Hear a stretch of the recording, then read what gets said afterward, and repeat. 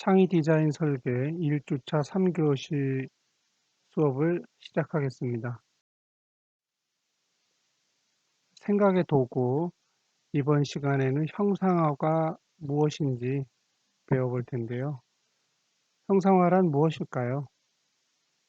사진 속의 인물입니다. 전설적인 천재 발명가 테슬라의 말 속에 어떤 힌트가 있습니다. 단순히 상상하는 것이 아니라 상상으로 그려본다는 것인데요. 여러분 어떠십니까? 상상하는 것과 상상으로 그려본다는 것 사이에 차이점이 있을까요? 조금 더 예를 들어보겠습니다. 롤리타라는 유명한 영화가 있고 그 원작 소설을 쓴 작가입니다. 블라디미르 나보코프라는 분이죠. 이분의 말을 한번 볼까요?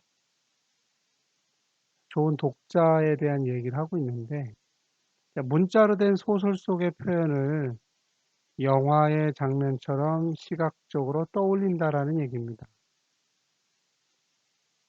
앞서서 본 테슬라의 말과 블라디미르 나보코프의 말에는 어떤 한 가지 공통점이 있습니다.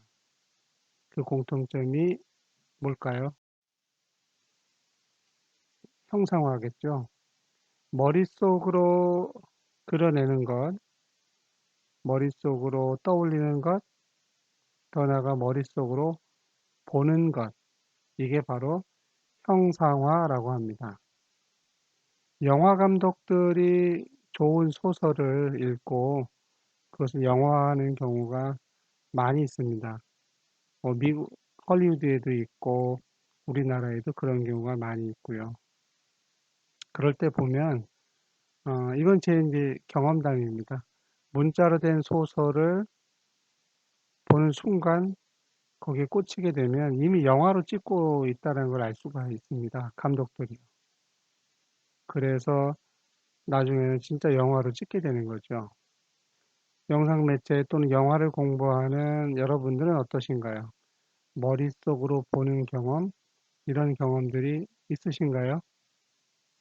있다면 강의실에서 만날 때 제게 좀 전해 주십시오. 궁금하네요. 형상화의 예인데요. 제가 몇 년 전에 2016년도 시나리오 공모전에서 수상한 그 작품에서 일부분을 따다가 이렇게 옮겨 놓은 건데요. 시청, 서울시청의 상황실이 나오는 장면이 있었습니다. 제가 직접 가보지는 못했죠. 실제 가보지 않은 장면을 일단 머릿속으로 떠올려 본 뒤, 그려 본 뒤, 본 뒤에 묘사를 하고 그 뒤에 자료를 찾거나 또 실제 영상을 보고 약간 수정을 해서 마지막 장면을 완성한 겁니다. 여러분들이 영화 시나리오를 쓸 때 모든 장소를 일일이 찾아갈 수 있을까요? 좀 어렵겠죠. 쉽지 않습니다. 그동안 내가 본 정보를 토대로 해서 재구성해서 어떤 장면을 쓰겠죠. 그런 게 바로 형상화라고 할 수가 있습니다. 형상화는 영화를 하는 사람들에게 굉장히 유용한 생각의 도구라고 할 수 있죠. 이번에는 감정이입입니다. 너무나 유명한 배우 톰 행크스의 말인데요. 한번 보시겠습니까? 내용을 보면 어린 시절 굉장히 장난기 섞인 흉내가 있습니다. 그 흉내가 바로 감정이입이죠. 훗날 톰 행크스가 아폴로 13이라는 영화에 출연했는데요. 그 영화는 우주 개발을 다룬 공상과학 드라마라고 할까요? 그 영화를 촬영할 때 자신의 어린 시절 경험이 큰 도움이 됐었다고 이야기한 부분이 있어서 거기서 인용을 해온 부분입니다. 자, 흐르는 강물처럼이라고 하는 소설이 있어요. 이걸 또 영화로 만들기도 했는데 그 소설 속에 나오는 장면들 그 내용이 있습니다. 보시면 물고기처럼 생각한다 라는 표현이 있고 프라이 낚시처럼 생각한다 라는 표현이 있습니다. 어때요? 여러분들 가능하신가요? 물고기처럼 생각하는 거? 낚시처럼 생각하는 거? 가능한가요? 이 흐르는 강물처럼은 프라이 낚시가 참 아름답게 묘사된 소설이고 영화로 유명한데, 이 소설을 쓴 작가 노먼 맥클린은 어떤 때는 물고기가 되기도 하고 또 어떤 때는 프라이 낚시가 되기도 해서 글, 장면들을 묘사했을 것 같아요. 물론 이 이야기는 자신의 젊은 날의 경험담이라고 하니까 정말 물고기도 되어보고 프라이 낚시도 되어보지 않았을까라고 추측할 수가 있습니다.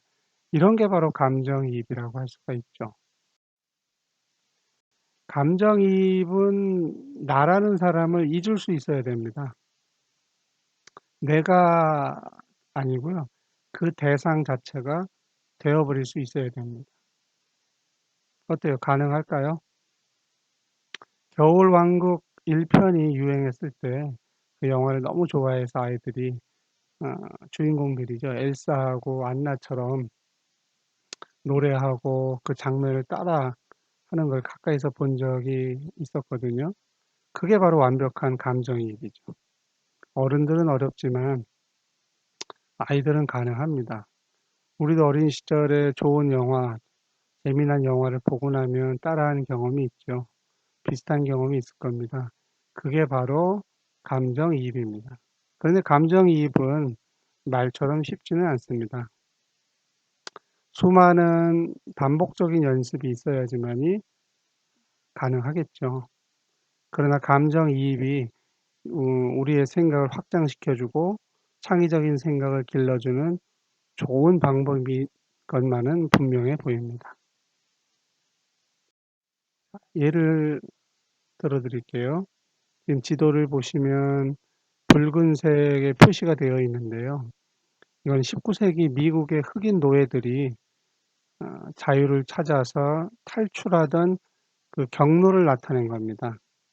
그리고 이러한 노예들을 돕던 지하 비밀 조직이 있었는데 이름이 지하철도입니다. 실제 철도가 아니고요.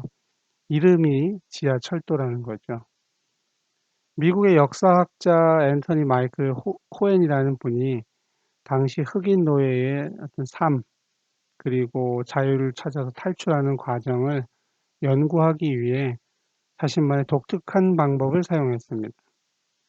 그게 바로 감정이입인데요. 실제 어떻게 했을까요? 같이 한번 보겠습니다. 자, 그 내용을 보시면 그들이 신었던 신발을 신었고요. 걸었고요. 그들이 먹었던 음식도 똑같이 먹었고, 그들이 자던 대로 따라했고요. 또는 이동할 때 나무 상자에 숨어서 이동을 했고, 그러다 보니까 우울증도 오고, 폐소공포증도 오고, 탈수에, 고열에, 의식을 잃고 쓰러지기까지 했습니다. 고생을 정말 많이 했죠. 그 고생은 결국은 그 당시 흑인 노예들의 고생이기도 한 거죠. 그렇게 해서 뛰어난 역사책을 이 앤터니 마이클 코엔이라는 분이 썼는데 한마디로 대단합니다. 그 역사학자가 실제 그 당시를 재현하기 위해서 똑같이 한 겁니다. 이게 바로 감정이입의 모델이라고 할 수 있는 거죠. 그렇다면 우리도 저렇게 똑같이 할 수는 없어도 비슷하게라도 한번 도전해 볼 필요가 있습니다. 자, 퀴즈를 하나 내겠습니다. 자, 저 넓은 들판 위에 놓인 이 건물의 용도가 뭘까요? 저 사각형의 건물이 무엇일까요? 맞춰보십시오. 답을 맞추신 분에게는 제가 강시에서 만날 때 선물을 드리겠습니다. 정답 생각하셨나요? 그럼 볼까요? 성당입니다. 신과 만나는 것. 맞추신 분이 계시나요? 꼭 얘기해 주십시오. 저 성당은 독일에 있습니다. 자, 독일에 있는 저 성당 건물을 통해서 추상화라고 하는 그 생각의 도구를 본 건데요. 추상화는 한두 개의 특성만 가지고서 어떤 대상 전체를 표현하는 겁니다. 지금 보면은 이 기업의 로고죠. 페이스북. 추상화라고 하는 것은 어떤 대상을 최대한 단순화시켜서 표현하는 겁니다. 핵심은 단순화죠. 계속 자르고 잘라서 가장 마지막에 남는 상태, 이렇게 생각해 볼 수 있습니다. 그래서 가장 중요한 한 가지 요소를 제외하고는 모두 버려야 합니다. 그때 추상화가 가능해지는 거죠. 그래서 기업의 로고나 뛰어난 건축물들을 많이 감상해 보면 추상화에 대해서 우리가 배울 수 있습니다.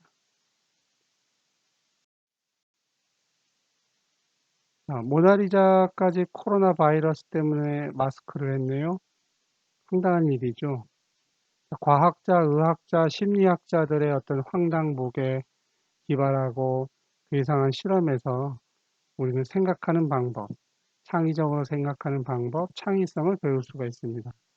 수많은 실험이 있겠지만 그 중에 두 가지 정도만 살펴보겠습니다.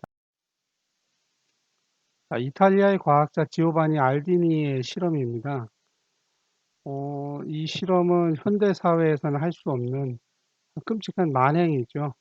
그런데 일단 윤리적 관점을 떠나서 과학자들의 지적인 호기심에 초점을 맞춰서 아, 봤으면 하는 뜻에서 인용했습니다. 과학자나 의학자, 심리학자들의 실험 정신에서 창의적으로 생각하는 방법을 배울 수 있다고 생각이 들거든요. 그게 제 수업의 목적이니까요. 실험을 하나 더 보여드리겠습니다. 자, 보시면 1991년도 의학 잡지에 실린 그 논문의 내용이거든요. 자, 내용 보시면 좀 오싹합니다. 엽기 코미디 영화의 한 장면 같기도 하고요. 방울뱀에 물린 환자 X, 어떻게 됐을까요? 살았을까요? 보시면 다행히 환자 X는 목숨을 구했습니다. 그리고 그 환자 X를 출연한 논문 제목을 보시면 이게 참 웃어야 할지 어떨지 모르겠습니다. 음. 이 실험은 이그 노벨상이라는 걸 받았는데요. 이그 노벨상은 남들이 하지 않는 황당하고 기발한 연구를 한 과학자들, 그 다양한 분야의 인물들에게 주는 상입니다. 최근에는 한국 학생이 받기도 했고요. 조금 전 살펴본 이 광적이고 황당하고 기발한 실험들, 이 실험들을 한 당사자들을 어떻게 보시나요? 몰입도가 너무 높은 미치광이 과학자, 의학자들, 심리학자들일까요? 아니면 도전 정신에 투철한 개척자라고 생각하시나요? 어떻습니까? 여러분들의 생각은. 생각에는 경계가 존재하지 않는다고 저는 봅니다. 그런 실험, 또 그런 공부를 하는 것이 창의 디자인 설계겠죠. 창의 디자인 설계 1주차 수업을 모두 마치고 2주차로 이어지겠습니다. 감사합니다.